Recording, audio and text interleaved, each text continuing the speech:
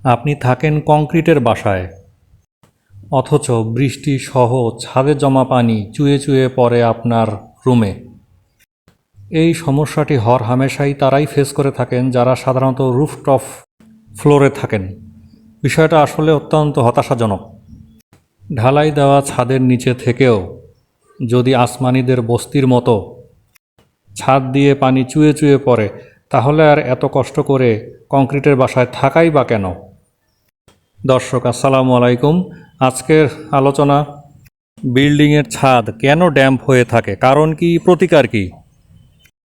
এছাড়া রুফটপ ফ্লোরে অতিমাত্রায় গরম থাকে, এর কারণ কি, প্রতিকার কি? রুফটপ ড্যাম্প হওয়ার প্রধানত কারণ দুইটি। একটি হলো কনস্ট্রাকশন ওয়ার্কম্যানশিপ, অর্থাৎ যখন ছাদ ঢালাই করা হয়েছে তখন ঢালাইয়ের কাজটি যথাযথভাবে হয়নি। দ্বিতীয়টি হলো ল্যাক অফ মেইনটেনেন্স। যদি ছাদের রক্ষণাবেক্ষণ কাজ নিয়মিত করা না হয় এবং ছাদ যেমন তেমনভাবে ব্যবহার করা হয়, যেমন গার্ডেনিং, ভেজিটেশন ইত্যাদি, এসব যথাযথভাবে মনিটরিং করা না হলে ছাদ ড্যাম্প হয়ে যেতে থাকে ধীরে ধীরে। এছাড়াও ছাদের ঢাল যদি যথাযথভাবে দেওয়া না হয় তাহলে বর্ষায় ছাদে পানি আটকে থাকে। এভাবে পানি জমে পন্ডিং ইফেক্ট তৈরি হয়, যা দীর্ঘমেয়াদে ছাদ ড্যাম্প করে ফেলে।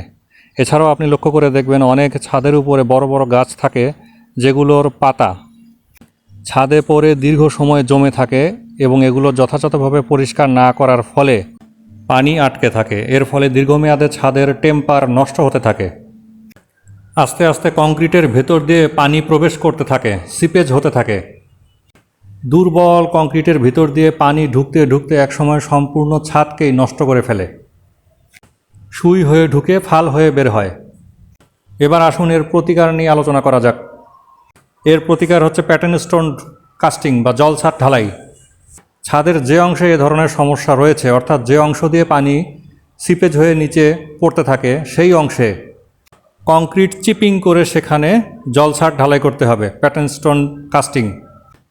চিপিং করতে হবে তার কারণ পুরনো কংক্রিটের সাথে নতুন কংক্রিটের বন্ডিংটা তৈরি হয় কেবল রাফ সারফেসে, অর্থাৎ সারফেস যদি স্মুথ হয় সেক্ষেত্রে পুরনো কংক্রিটের সাথে নতুন কংক্রিটের বন্ডিংটা তৈরি হয় না।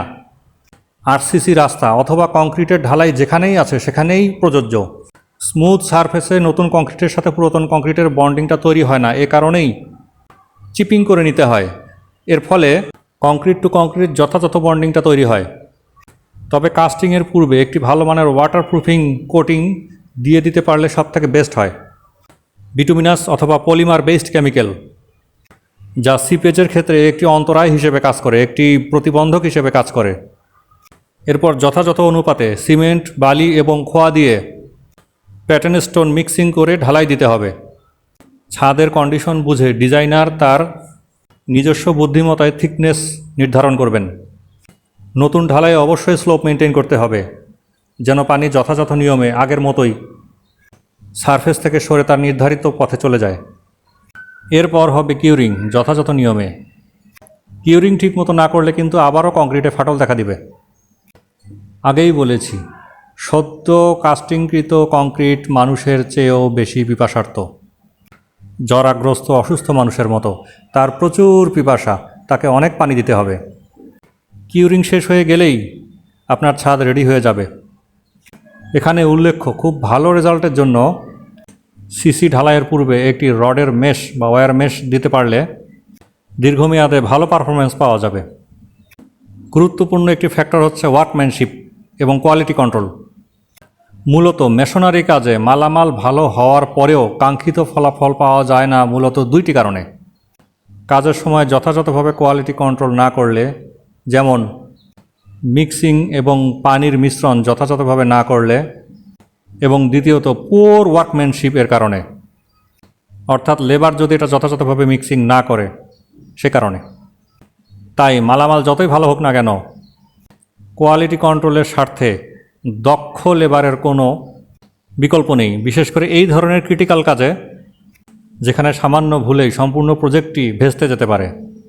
তাই এ ধরনের কাজ আপনি করাবেন দক্ষ ইঞ্জিনিয়ারের ডিজাইন দ্বারা এবং দক্ষ লেবারের সাহায্যে।